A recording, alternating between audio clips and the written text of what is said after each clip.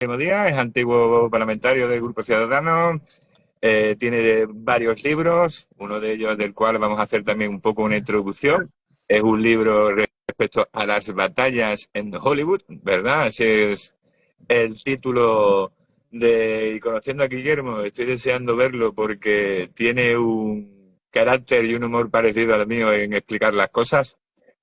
Y vamos a hablar de los enemigos internos y externos de España a lo largo de su Así historia, sencillo, algo poco que son, ambicioso.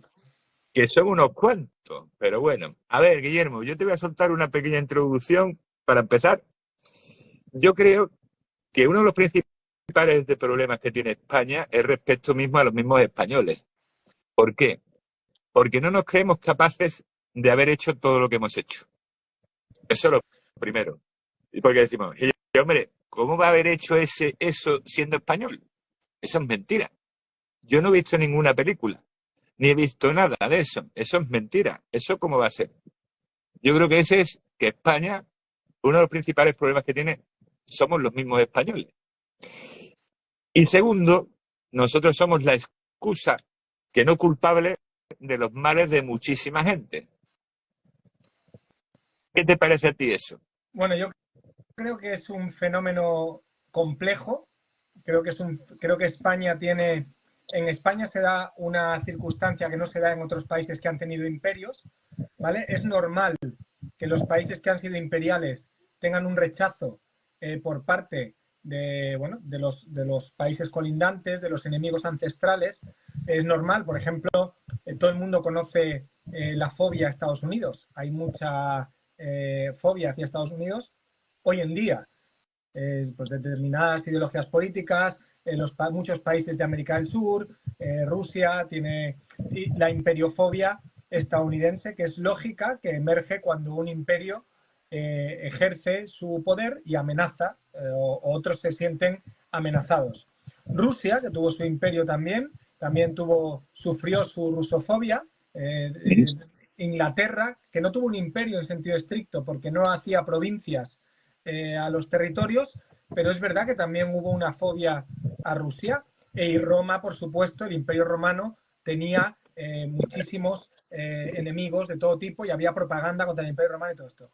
España también tuvo su imperiofobia y la hispanofobia. ¿Quién la promulgó? ¿Quién empezó? Bueno, pues son los holandeses, además coincide con la invención de la imprenta se pone a trabajar casi desde su inicio contra la historia de España, pero la gran anomalía es que España deja de ser imperio, pero la imperiofobia contra España y la hispanofobia sigue vigente. ¿Esto por qué es? Y esto ya es opinión. Lo que te he dicho hasta ahora es una cuestión factual.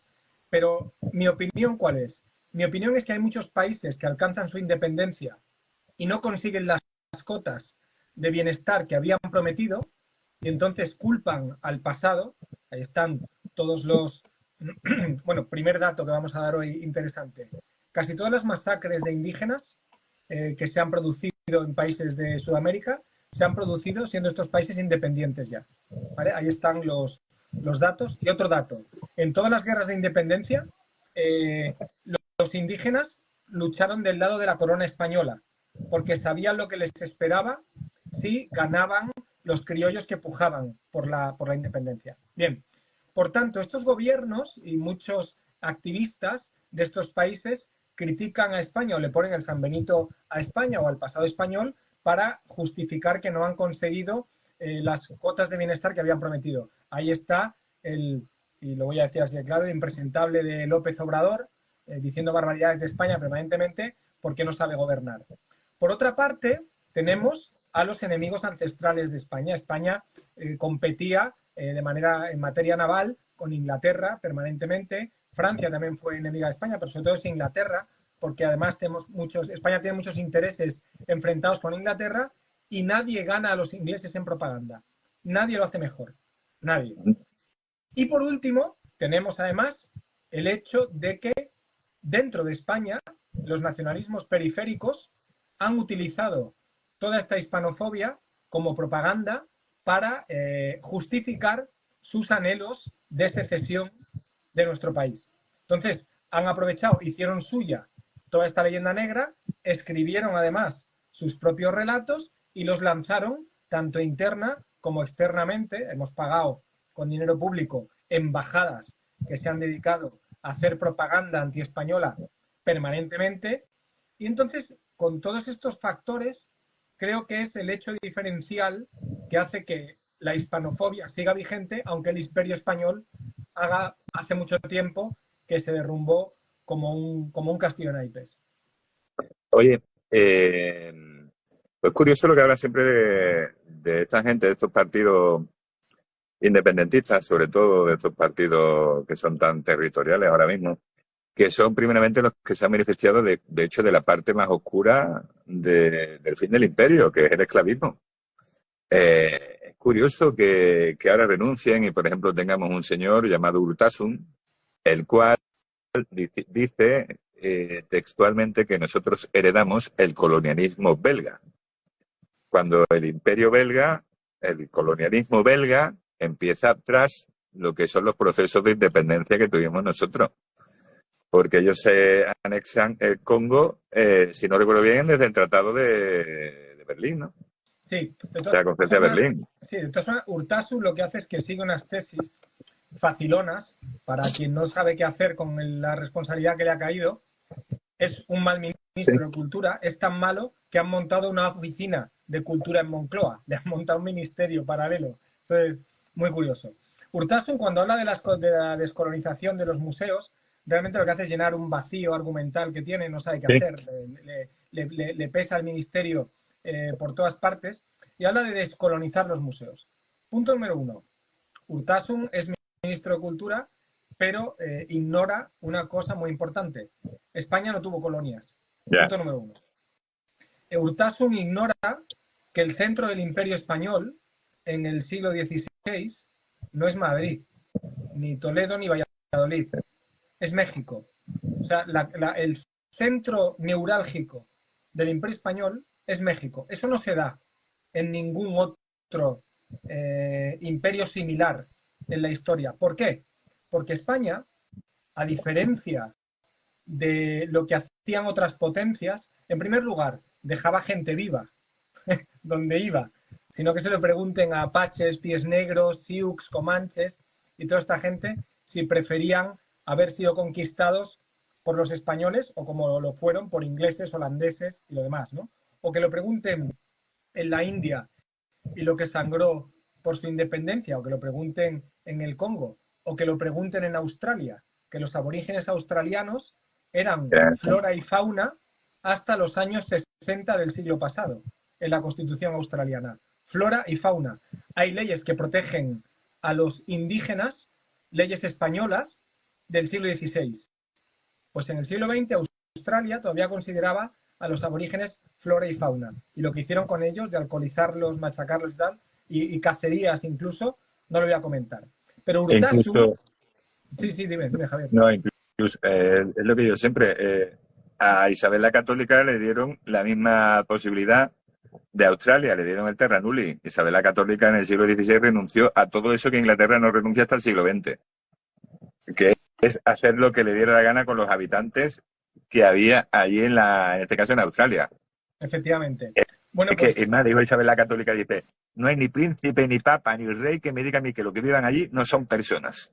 Bueno, es que además, ten en cuenta que cuando el motor es evangelizar, ya reconoces al otro el hecho de ser, de entrada, un igual a ti. No vas a evangelizar monos, ¿vale? Y oye, esto es muy fácil decirlo en el siglo XXI, ¿eh? Pero cuando tú llegas en un cascarón de madera a un mundo desconocido y te aparecen unos tíos vestidos de forma extraña que combaten de una forma extraña, que hacen guerras florales, que le sacan el corazón al enemigo, que se comen a los niños de otras tribus y tal, tener la cabeza en su sitio y reconocerlos como seres humanos, ahora es muy evidente, pero no era tan evidente entonces. Dicho esto, volviendo a Urtasun. Urtasun ignora todos estos hechos cuando habla de descolonizar los museos. Pero, ¿sabes? Lo peor de todo es que no le hace ningún favor tampoco a los indígenas. ¿Por qué? Porque los indígenas eran españoles. Eran españoles. No eran potencia, no eran miembros colonizados de no sé qué, no, eran españoles. Cuando Bernardo de Gálvez, por ejemplo, se lanza a conquistar Luisiana en la acción relámpago de Pensacola, que es una pasada lo que hace el tío, pues cuando Bernardo de Gálvez hace eso, mira hacia atrás y lo que ve es un ejército mayormente de negros y de pieles rojas. Y mira, y entonces dices, oye, ¿un ejército internacional? No, era un ejército español. Era una fuerza española íntegra, toda ella, sometidos todos a las leyes españolas. O sea, era una cosa que Urtasun no alcanza a comprender porque ellos viven de la identidad y de la secesión. Si todo es identidad, si todo es buscar la diferencia y todo es negar que España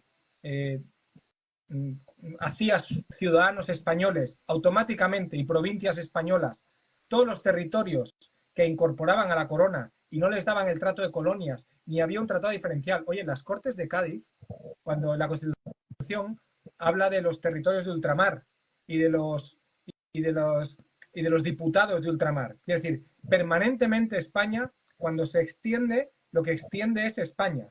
No coloniza para ordeñar y traer.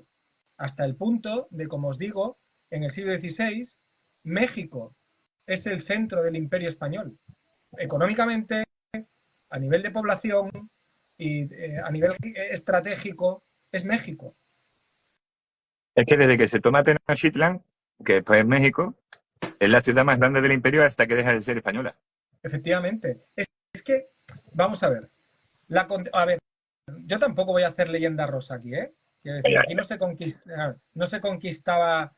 Aquí no vamos con el megáfono. Yo le dije a Zunzunegui, los imperios no se hacen con el megáfono. Únanse al imperio español, le daremos 14 pagas anuales y un mes de vacaciones pagados por la corona, ¿no? Lo que pasa es que hay que medir lo igual con lo igual. Es decir, cuando medimos la actitud de los españoles en el siglo XVI, tenemos que ver cuál era la actitud del resto del mundo en el siglo XVI. Es más, podemos comparar la actitud de los conquistadores españoles no solo con la del resto de conquistadores del siglo XVI, portugueses, por ejemplo, o ingleses, que ya empezaban, sino que la podemos comparar con los ingleses del siglo XVIII. Y todavía son mucho más humanistas, por decirlo así, o permisivos. No existían los derechos humanos y, ojo, esto lo hacían matando y además los españoles portaron muchas enfermedades que hicieron verdaderas masacres en la población de América, ¿no? La viruela fue un absoluto desastre. Pero intentar juzgar con nuestra óptica del siglo XXI todo aquello es muy injusto. Hablar de descolonizar los museos españoles es, aparte de una chorrada, porque eso no me pueden explicar muy bien lo que es, que hay que cambiar los cartelitos al lado y explicar otra cosa o pedir perdón. Oiga, aquí pedimos perdón, aquí lo sentimos mucho. ¿Qué vamos a hacer? Como ha hecho Disney con Peter Pan, que te pide perdón antes de ponerte la película por el estereotipo que hacen de los indios. Quiero decir, entonces, estas cosas lo único que generan son reacciones en contra y además denotan un desconocimiento absoluto de la historia o que te da exactamente igual o lo que es peor. Y esta es mi opinión. Esta es mi opinión y la tengo hace mucho tiempo y por mucho que indago y yo no soy muy de apriorismos, ¿eh? Si tengo que cambiar de opinión y un hecho me hace cambiar de opinión o algo que leo me hace cambiar de opinión, no tengo ningún problema en variarla si veo que la verdad es otra. Pero aquí hay un problema de base fundamental, que es que la gente de izquierda se cree que España es un invento de la derecha. Le regalan la idea de España a la derecha. Es una estupidez, porque además es una idea muy buena, ¿no? No se me ocurre nada más social que un país.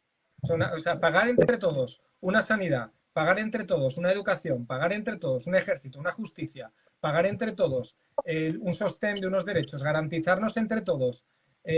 Oye, que hay más social que un país.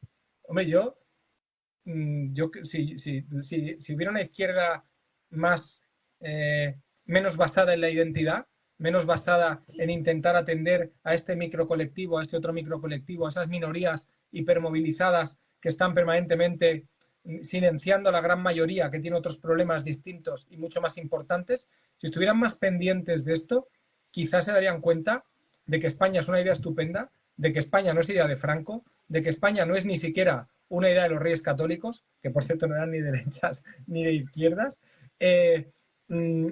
Oye, podrían hacer suya también, hacer suyo todo esto, si es una suerte. Yo no soy, esta frase me la critican mucho y lo advierto. Yo no siento orgullo por lo que me toca en fortuna. Por tanto, yo me siento muy afortunado de ser español, pero orgulloso, me siento orgulloso pues de haber hecho una carrera, de haber estado en el Congreso de los Diputados, de haber escrito un libro, pero lo otro es una fortuna. Oye, pues ya que tienes la fortuna de ser español, macho, aprovéchala, no te dediques a patalear toda la vida por algo que además no puedes dejar de ser. Es que yo lo digo, es que nosotros mismos no somos conscientes de toda la grandeza que ha tenido esa historia. Y digo, por ejemplo, mira, a mí me hace mucha gracia cuando yo hago una publicación del siglo XVI, me dice, no como ahora con Pedro Sánchez. Digo, ¿qué tendrá que ver Pedro Sánchez en el siglo XVI en una publicación del siglo XVI? Otro me puso un día, qué valiente Hernán Cortés, seguro que votaría Vox. Y digo, pero que, a ver, ¿cómo hilamos esos comentarios? Entonces, bueno, además es regalar la historia a ideología. Oye, yo entiendo, luego los de Vox pues que hagan suya la historia, lo entiendo perfectamente, se la regalan, pues la cogen, ¿vale? Pero decir lo que votaría Hernán Cortés, que otro dato, el primer niño mestizo que nace en América es el hijo de Hernán Cortés, Martín, que lo tiene con Marina, con la Malinche. O sea, porque Gonzalo Guerrero tenemos documentados los hijos. Lo que pasa es que no es oficial, no es reconocido. Por eso que no está documentado. Claro. Yo te digo hijo reconocido, Cortés reconoce a Martín. Entonces, ¿eso qué es? Eso que, o sea, llegar allí, casarte con una, bueno, irte con la Malinche, tener un hijo con ella y seguir con ella y tal, ¿eso es racista? ¿Es racista? ¿No es racista? ¿Es cosmopolita? ¿Cómo llamamos a eso? Opresores, es opresores, Guillermo. ¿Cómo llamamos a eso? ¿Sabes? Bueno, aparte es una cosa que digo yo siempre cuando dicen, no, es que llegó Colón y empezaron las violaciones y tal. Y digo, ¿me puede decir con cuánta gente llegó Colón? ¿Qué pasa? Que un taíno le decía a una taína, oye, perdona, ¿quedamos el viernes por la noche y vamos al cine? No, pero aparte, Javier, otra cosa. Vamos a ver. La violación es un concepto que, o sea, violar a una... O sea, es muy difícil demostrar si había violaciones o no. Es muy difícil demostrarlo, porque, en primer lugar, eran desgraciadamente mucho más frecuentes que ahora. Es que los aztecas violaban a mayas, los mayas aztecas, los tachaltecas, tal, los españoles llegaron allí, oye, pues violarían, probablemente sí. Era lo que hacían todos los ejércitos, y aparte es parte de una estrategia que afortunadamente se ha ido abandonando, salvo, por ejemplo, que te toque un pelotón islamista, ¿eh? Sí. Como que te toque un pelotón islamista o una guerrilla los rusos africana, sí, una guerrilla africana. O la milicia Janjaweed en Sudán, que tienen pelotones de violación expresos para dejar embarazadas a las mujeres y quitar su negritud porque ellos son menos negros. Hay muchos datos sobre todo esto actuales. Pero intentar juzgar eso también, o sea, llegaron y violaron. Oiga, pues bien, no sabemos si más, si menos, que sí, que está muy mal matar, que está mal incluso llevar la viruela, aunque lo haga sin querer, que todo eso está muy mal. Pero que juzguemos las cosas como hay que juzgarlas. Y yo digo, América del Sur iba a ser descubierta, tarde o temprano. Yo afirmo, y lo defiendo hoy, lo voy a defender toda mi vida, que les descubrieron quienes mejor les podían descubrir, tal y como estaba Occidente en aquel momento. Y tanto. Eso está clarísimo, porque, vamos a ver, mira, yo recuerdo una frase de Edward Burke, el padre del conservadurismo británico, que hizo un discurso que es buenísimo, y dice el discurso, no existe ninguna represa, escuela, universidad o algo como han hecho otros, dice, como han hecho otros en sus territorios, otros, que justifique nuestra presencia aquí. Porque si nos fuéramos mañana no quedaría ningún vestigio de que hemos estado aquí. Porque dice, porque cada rupia de la India lo único que tiene el sentido de ser beneficio para nosotros mismos, no para el pueblo. ¿Sabes? Mira, a los que nos están escuchando, les invito a que miren un dato. Uno, ¿eh? Es sencillo. Que miren cuántos hospitales, universidades y colegios mayores hicieron los españoles para todos los habitantes, para todos, en América cuando llegaron. ¿Y desde cuándo? Claro. ¿Desde cuándo? Y que miren, no te digo a los ingleses en América del Norte, que ahí están las películas del oeste para ver lo que construyeron, ¿vale? ¿Y encima de qué? No, y el general Custer, etcétera. No, que miren a los portugueses. ¿Cuántos hospitales, universidades y colegios mayores hicieron? Que se mire cuál es el primer hospital de América y cuándo se funda. Porque lo funda Cortés, el Hospital de Jesús, lo funda Cortés, sigue abierto. 1524, Sí, creo, señor, sí, 3 años después. Es el hospital más antiguo de América, sigue en funcionamiento y desde el primer día podían entrar y ser atendidos tanto indígenas como españoles. Pero es que anteriormente en Santo Domingo hay otro que ese ya tenía incluso, no estamos hablando del continente, que ya el primer año ya tenía mismos indígenas que eran curanderos para utilizar el conocimiento de herbolaria que tenían ellos. Sí, pero a ver, si es que además era una filosofía distinta. España buscaba expandir sus fronteras, como he dicho antes, y no buscaba esquilmar. Hubo gente que iba a esquilmar, hubo gente que se iba a buscar la vida. Tú no te cruzas un océano jugándotela en unas condiciones muy precarias y tal, únicamente por la expansión de nada, ni únicamente por idealismo. Efectivamente te ibas a buscar la vida. Hubo quien se traía oro, hubo quien hizo barbaridades, ahí está el loco Aguirre, hubo muchas cosas. Pero el veredicto, tratándolo igual por lo igual, yo estoy muy contento con el legado hispano en América. Yo estoy muy contento con el resultado de la historia de España en lo que a esto respecta. Y te digo una cosa, mi hijo se llama Hernán, ¿eh? O sea, no tengo ninguna duda y puedo defenderlo y no tengo ninguna duda de que le he puesto el nombre del Alejandro Magno español. Totalmente. O sea, o del Julio César español. Y no se me ocurren muchos más, ¿eh? No se me ocurren muchos más. Es que lo que hizo ese hombre, por mucho que le pese, a quien le pese, es totalmente incomparable. Solo Alejandro Magno. O sea, solo Alejandro Magno empata. Pero sí, pero empata. Pero incluso, podemos decir una cosa, es que, date cuenta, el imperio mexicano aguanta post independencia, pero es que el imperio de Alejandro Magno a su muerte ya se disgrega. Yo hablo de la hazaña vital. Claro, por supuesto, la repercusión en la historia de los del imperio de los helenístico de Alejandro Magno, que no llega a ser imperio ni llega a ser nada porque no es más que una acción relámpago que llega hasta Hidaspes, la India y tal, y lo que van haciendo es conquistar sin dejar bases detrás, además, y luego además, en cuanto se muere Alejandro Magno, no hay ningún líder, no hay nada. Alejandro Magno no sirve a ningún rey, es él.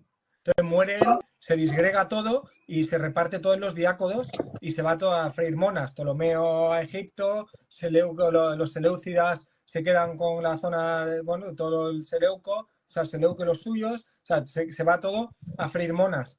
El eco en la eternidad, por ser cursis, es mucho mayor el de Cortés, aunque es verdad que muchas veces se infravalora la influencia de Alejandro Magno, porque es verdad que cambiaron Oriente también, de manera muy importante, pero nada que ver con la repercusión de lo que es conquistar todo Centroamérica. Por cierto, hay una cuestión que también dicen mucho los nacionalistas periféricos españoles, que es criticar la conquista de América y tal como castellana.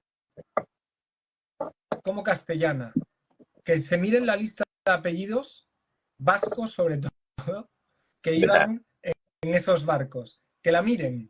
que la miren. Y qué torpeza renegar de todo eso porque te creas que es un invento, no voy a decir de la derecha ahora, porque el partido más de derechas de España es el PNV, pero por ser nacionalista, negarte todo esto. Es que yo es algo, el tema es de esta gente, cuando es que te digo, ellos mismos deben estar orgullosos porque de las partes más gloriosas de su historia, que es de parte de la historia de España también, coño, Sebastián Elcano, Blas de Lezo, ¿cuántos vascos más podemos poner por ahí? Bueno, lo que quieras. O sea, tú mira las listas de... O sea, ya con Colón ya Es iban que, el es primer igual que barco. cuando un mexica, es igual cuando un mexica, uno que se hace llamar mexica ahora, no está orgulloso de que los chacaltecas fueron conquistando toda América. Bueno, es que, vamos a ver, es que los tachaltecas son la fuerza principal de Cortés. O sea, son el Claro. cuerpo de ejército principal de Cortés. Es que Cortés se dice poco, pero Cortés tuvo unas posibilidades, o sea, tuvo un ingenio diplomático completamente inusitado. Porque el tío desembarca con 16 caballos y 400 tíos, 300 y pico, 400. 511, Sí, creo que son, sí. pero quitando tripulación, Sí. ¿vale? Vamos a poner. Entonces, y lo reciben a leñazos. Y con los que les dan los leñazos, se percata de que temen a otros más. Y empieza una labor diplomática con unos tíos que no conocían el idioma, utilizando un traductor de un traductor de un traductor. Los convence, los suma a su causa y tiran hacia Tenochtitlán. O sea, lo que hace Cortés del 21 al 23 no tiene nombre. Del No tiene 19 nombre. al 21. O sea, perdón, sí, 1519 a 1521. 23 cuando ya Ya, empieza a fundar. Del 19 al 21 no tiene, o sea, no tiene parangón. ya. No tiene parangón eso. Y mira, a mí Pizarro me cae muy bien, también, quiero decir, No, pero pero no es es... que, por ejemplo, Pizarro, hay un libro que tengo yo aquí que se llama, que es de Pizarro, que es Sangre, Oro y ¿cómo es el otro adjetivo que ponen? Y habla de que en 1528 coinciden los dos en la península. Sí. Y Cortés le lleva más pasta que Pizarro a los reyes. Sí, sí. Bueno, y luego otra cosa. Otra, por volver al tema primigenio. Dime. Hay otra cuestión que se ha dejado de hacer en el Congreso, yo lo lamento, y que honestamente, y no quiero ser no me gusta hacer un ego trip aquí, pero que debería hacerse más, que es dar el debate historicista a los nacionalistas. Aquí solo hablaban de historia ellos, una historia inventada, otras veces con mucho copia-pega, y una historia pues que siempre mira, hay un libro estupendo de un tío que se llama Pascal Bruckner que habla de la necesidad de autoproclamarte mártir para que todo el mundo esté en deuda contigo y tú empezar a pedir pues fueros, una fiscalidad propia, más recursos para sanidad y tal. Entonces, estos se autoproclaman mártires. ¿De quién? Pues, venga, de Franco. Nos autoproclamamos mártires de Franco. Y entonces, Franco son todos los demás españoles. A Franco no lo sufrieron andaluces, extremeños, no, esos no. Esos no, ahí no hubo dictadura. Eso eran todos con Franco a por vascos y catalanes. Bien. Hemos visto la actitud, se ha estudiado bien la actitud para con Franco de los vascos, del PNV, por ejemplo, partido ancestral muy antiguo y el partido troncal del País Vasco hasta que Bildu se los termine de cepillar, pero se ha estudiado lo que hizo el PNV. Sabemos bien esa historia porque, mirad, nada más estallar, o sea, cuando estalla la guerra civil, cuando se sublevan, el PNV es encargado, el PNV recluta milicianos. Bueno, el PNV, de entrar el PNV a la vez se va con Franco, directamente porque son antes católicos que nacionalistas vascos y se van con Franco, ¿vale? Pero bueno, el resto del PNV es encargado de la defensa de Santander por cercanía geográfica y de Bilbao. Bilbao tiene una industria importantísima que eran los altos hornos. Esto es bien conocido por todos. Franco quería esos altos hornos sin que sufrieran daños para poder incorporarlos a su fuerza y ponerse a utilizarlos en la guerra, ¿no? El PNV, cuando ve que empieza a perder la guerra a la República, mandan a un jesuita a negociar con los italianos de Mussolini la traición a la República a cambio de que los dirigentes del PNV no sean encarcelados y entregados, o sea, apresados y entregados a Franco. Bien, el PNV llega a un acuerdo con Mussolini. Esto lo podéis grabar, lo podéis poner por todos lados, donde queráis. Se llama el Pacto de Santoña, ¿vale? En el Pacto de Santoña, el PNV negocia con Mussolini. Nos vamos de Santander y entregamos Bilbao sin pegar un tiro. Joder. Ojo, y así lo hicieron. El PNV traicionó a la República y dejó desprovisto Santander, muy descubierto, y entregó Bilbao sin pegar un tiro. En Bilbao no hay una defensa, como en Madrid. ¿Por qué? Porque les habían prometido que iban a poder, se embarcan en barcos italianos y son llevados a Francia toda la cúpula del PNV, Aguirre incluido, para salvarse ellos y no ser entregados a Franco. Esto es lo que hizo el PNV con la Segunda República. ¿Eso qué es? ¿Cómo llamamos eso? ¿Eso? ¿Vale? ¿Y qué hizo Esquerra? ¿Cuál fue la actitud de Esquerra Republicana de Cataluña? O de Convergencia, la Convergencia de entonces, que era la Lliga. La Lliga directamente financiada, o sea, los grandes financiadores de Franco en Cataluña eran nacionalistas catalanes, porque pertenecían a la burguesía catalana y no les interesaba nada el caos. Y ahí está Juan March, que le financió, o Cambó, que cuando dicen de quitar símbolos franquistas de la Vía Layetana en Cataluña, se están equivocando de acera. No es la comisaría el símbolo franquista, es la estatua de Cambó que tienen allí puesta. Lo que pasa es que como Cambó luego se hizo nacionalista, tiene bula y le perdonan haber financiado a Franco. Pero fue uno de los máximos financiadores de Franco, ¿vale? Héroe de los nacionalistas, con calle, estatua y todo por lo que hizo después. Otro dato. Hubo un diputado, uno, que bombardeó Barcelona en la guerra civil. Un diputado. Se llamaba Ramón Franco Bahamonde, ¿vale? Era hermano de Franco. Un aviador, un tío bastante histriónico y tal. ¿Sabéis por qué partido fue diputado? Por Esquerra Republicana de Cataluña. Estos datos está bien recordarlos de cuando en cuando. Pero además, ¿qué hizo Esquerra? ¿Cuál fue el trato de Esquerra con el fascismo europeo? Pues mirad, mandaron